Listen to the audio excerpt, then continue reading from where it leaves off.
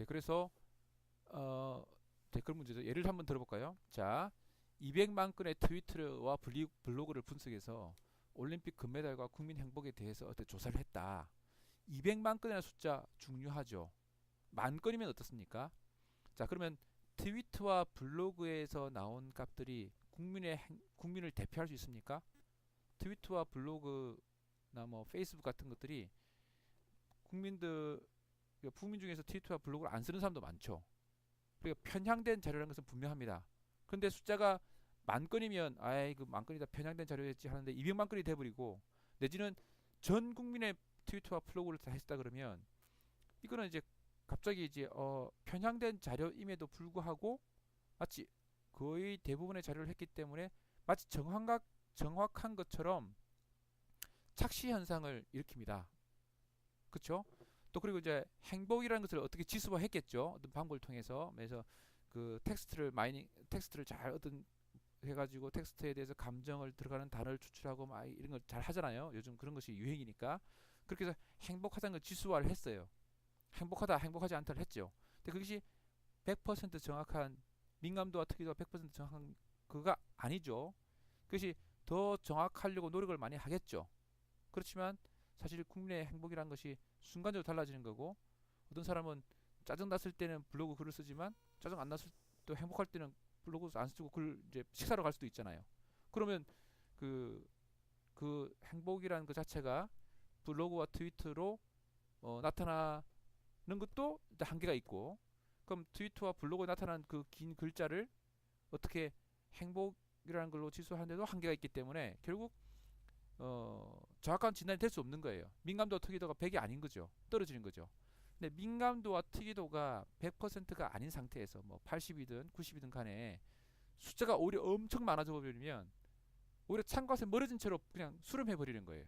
아까 좀 전에 했던 그 이야기처럼 이게 어떻게 보면 빅데이터의 문제점이라고 할 수도 있어요. 그런데 마침 요까지가 요까지가 사실 제가 얼마 전에 강의했던 내용입니다. 근데 오늘 제가 어떤 다른 교수님께서 글을 올리셨는데 블로그에 글을 올리셨는데 그게 바로 제가 강의했던 내용이랑 거의 비슷한 내용을 해가지고 제가 너무 반가워서 그 다시 한번 이거 동영상 만들어 봅니다. 그 내용이 뭐냐면 요건 이제 김재광 교수님 이제 개인 블로그인데요. 통계 관계된 내용입니다. 이분은 오하이오 대학교에 계신 교수님이시고요. 원래 전공하시는 분이라서 워낙 이렇게 뭐 저 같은 분에 비하면 이제 저는 이제 아마추어고 그분은 이제 프로인 거죠, 프로. 근데 그분이 이제 역시 뭐 글을 써주셨는데 빅데이터 파라독스라는 글을 쓰셨대요. 그래서 최근에 쓰셨습니다. 오일러의 공식 이야기가 나오고요. 사실 저도 이런 건 잘 모릅니다. 이렇게 복잡한 수식들은 잘 모르고 어, 이제 잘 보이네요. 이런 오일러의 등식 그리고 또 뭐 하버드 대학의 맹 교수님께서 뭐 이런 공식이 상당히 아름답다고 하셨는데 그래서 이렇게 좀 복잡한 토론을 이어가서 결과적으로 가게 되면 이렇게 결론이 이런 수식을 통해서 나타난 결론이 뭐냐면 표본수가 크면 클수록 정확할 것 같지만 선택 편향이 있는 경우 선택 편향이 없을 수가 없죠. 그러니까 트위터와 블로그 가지고 빅데이터를 얻었으면 국민 전체를 대표하는 게 아니라 트위터와 블로그를 쓰는 사람들의 그거 또는 이제 뭐 컴퓨터를 잘하는 사람들만 뽑은 거 이렇게 선택 편향이 생기는 거죠.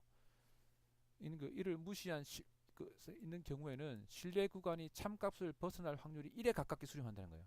그러니까 빅데이터가 되면 될수록 더 참값에 멀어진다는 거예요. 이게 빅데이터가 아니면 그 이제 신뢰 구간이 참값을 포함하겠죠. 근데 점점 많아지면 많아질수록 점점 1에 이렇게 수렴하면서 딴 값을 수렴하는 거예요. 결국 표본이 크면 클수록 신뢰 구간이 더 참값에 멀어지는 파라독스가 있다. 이렇게 강의 그 블로그 써놓으셨더라고요. 제가 이걸 오늘 발견했는데 며칠 전에 제가 강의했던 거랑 같은 주제라서 너무 반가워서 갑자기 이 동영상을 만들게 되었습니다. 김재환 교수님 감사합니다.